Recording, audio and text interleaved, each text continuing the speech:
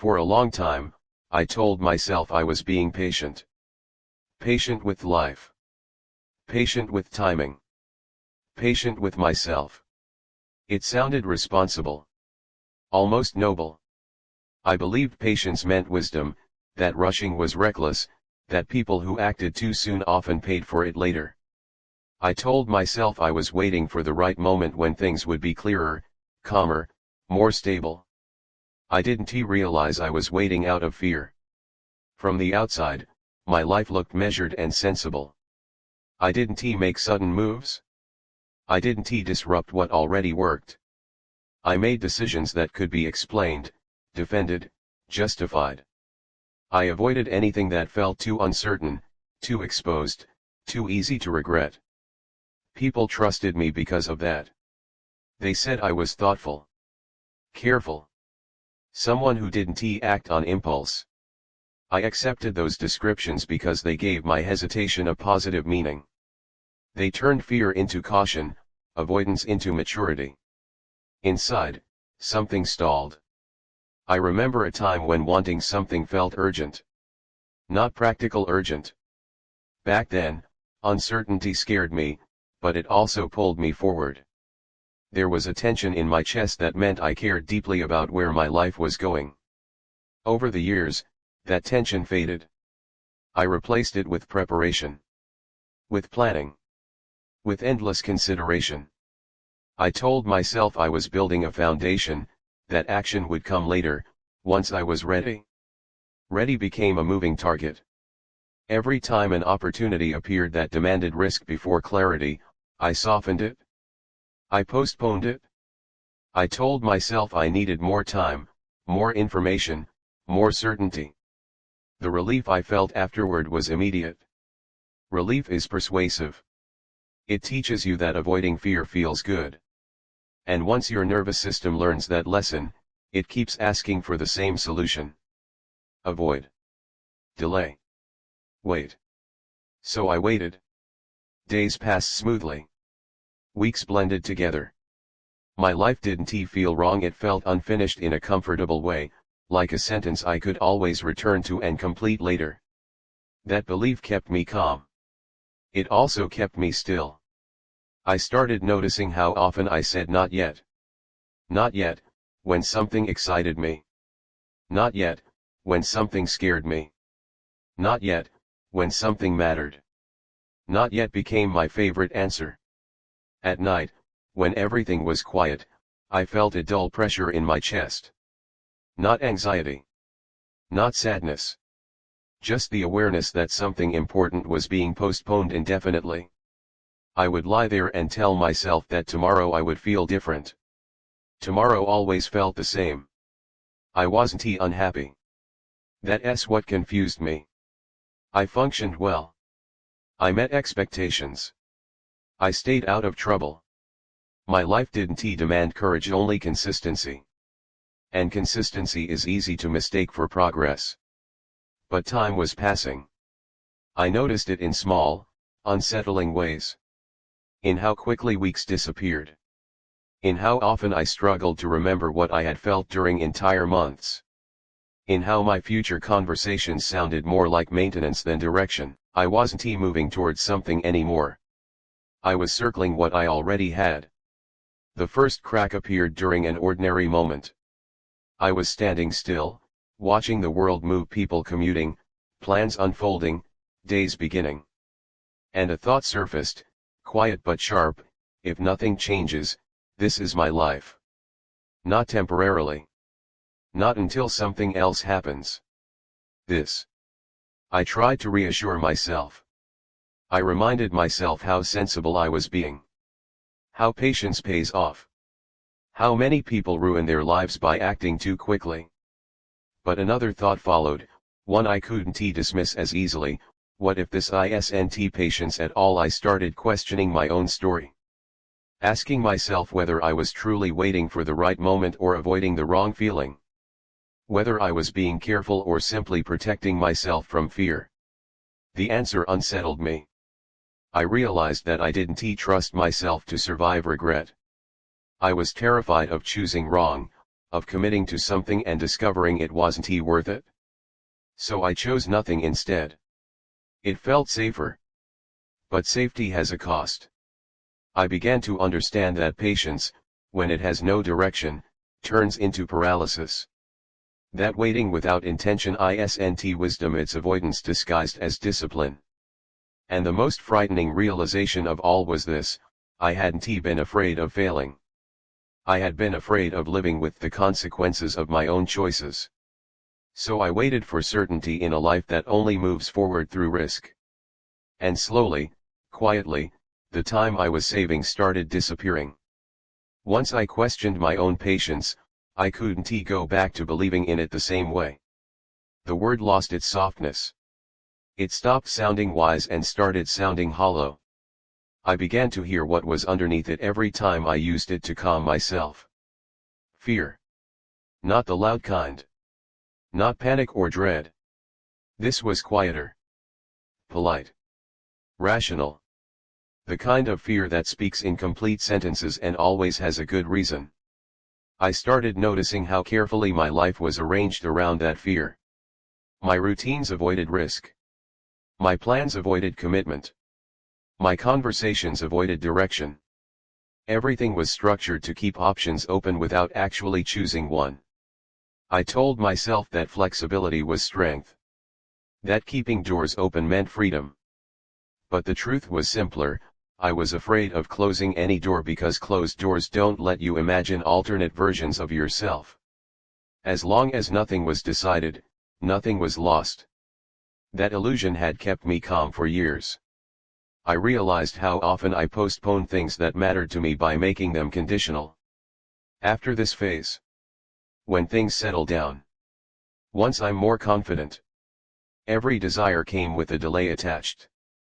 I treated my own life like something that needed permission before it could begin. People around me didn't challenge this. Why would they? From the outside, I looked disciplined, responsible, in control. I wasn't failing. I wasn't struggling publicly. I wasn't asking for help. I was functioning, and functioning became my hiding place. My body started sending signals I could no longer ignore. Sleep became shallow. I woke up already tense, as if bracing for decisions I wasn't making. My chest felt tight during ordinary moments: meetings, commutes, quiet evenings.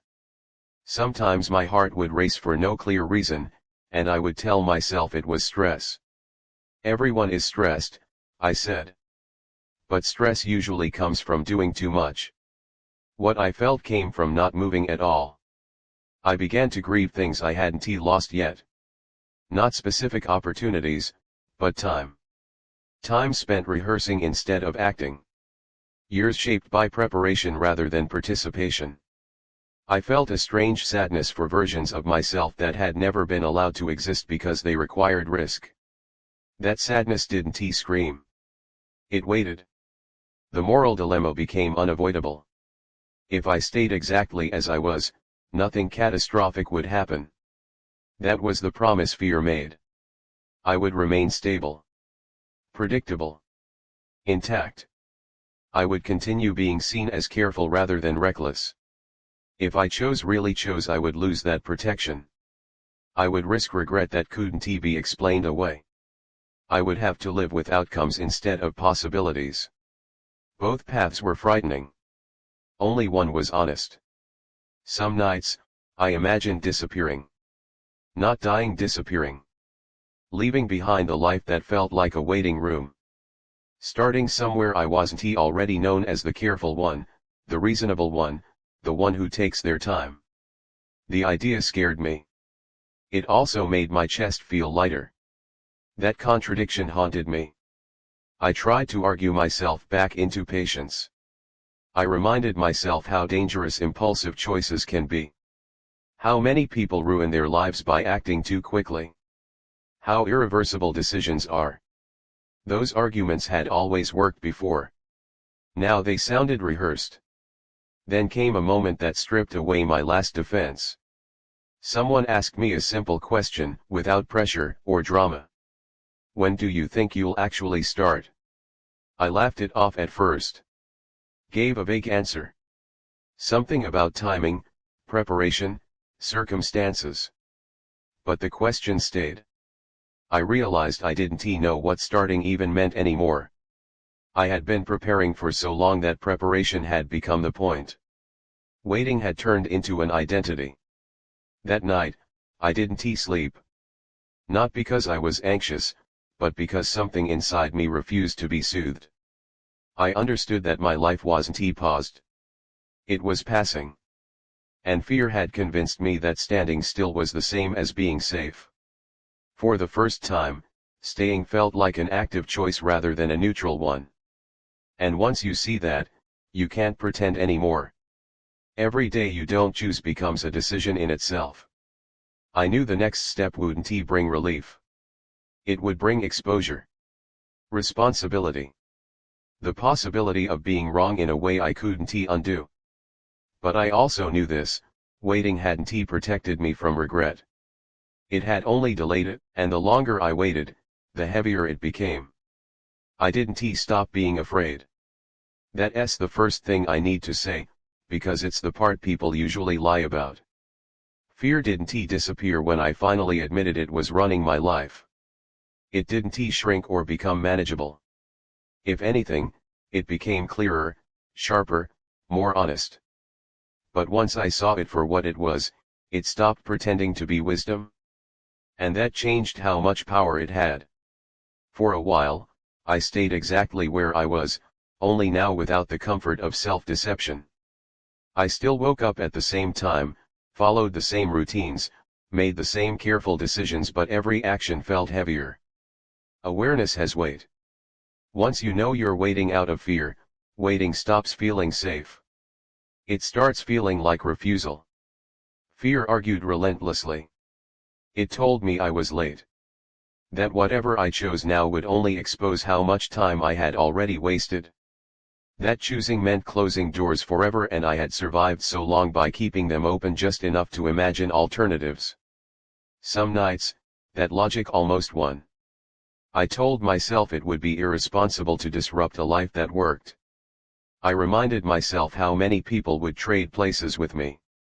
I repeated the old language of patience, discipline, realism, words that once made fear sound respectable. But something inside me had changed. I could feel the difference between caution and avoidance now. I could feel how carefully my life was designed to prevent commitment, how every not yet protected me from responsibility for my own direction. I realized something unsettling: waiting kept all my failures hypothetical and all my successes imaginary. As long as I didn't choose, nothing could truly go wrong. But nothing could truly happen either. That's when I understood that fear hadn't been keeping me safe. It had been keeping me unfinished. I didn't make one grand, irreversible decision.